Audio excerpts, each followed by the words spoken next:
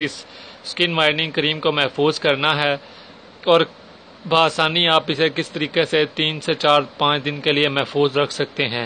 नाज़रीन, इसके लिए जो इसमें जो अज्जा शामिल हैं वो सबसे पहले हम उन अज्जा की बात करते हैं।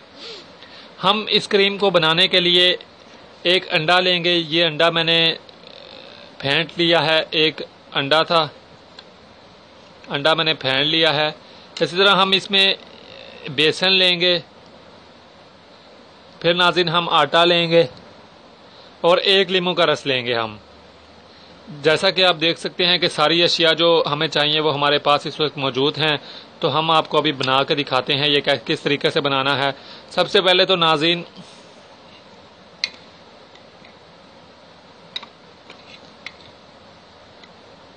एक चम्मच जो है वो हमने बेसन लिया है और इसी तरह से नाज़रीन हम एक चम्मच जो है वो आटा लेंगे। जैसा कि आप देख सकते हैं ये एक चम्मच बेसन और एक चम्मच आटा था।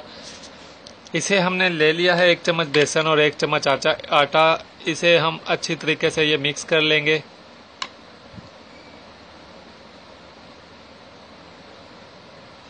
तो इन्हें मिक्स करके इनका पेस्ट बना लेना है ताकि वो पेस्ट अच्छी तरह से बाद में हम इस्तेमाल कर सकें। ये जैसा कि आप देख सकते हैं कि ये पेस्ट की शक्ल में आ रहा है आहिस्ता आहिस्ता। तो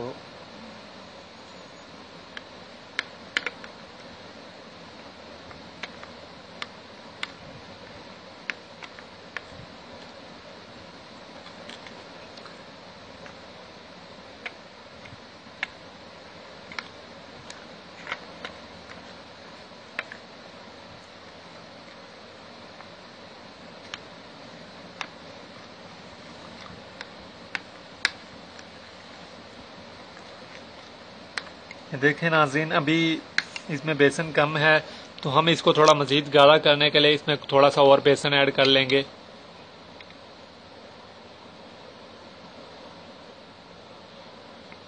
ये हमने थोड़ा सा और बेसन ऐड कर लिया है।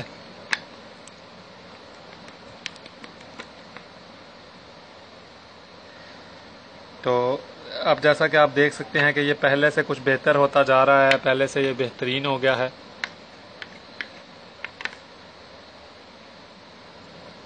तो फ्रेंड्स, इसमें हम जो है अब लीमू ऐड कर देंगे साथ। तो लीमू भी हमने इसलिए ऐड करना है क्योंकि आप सब जानते हैं लीमू अपनी स्किन वाइटनिंग के खुसूसियात की बिना पर बहुत पॉपुलर है और बहुत मशहूर है और बहुत बेहतरीन काम भी करता है लीमू। तो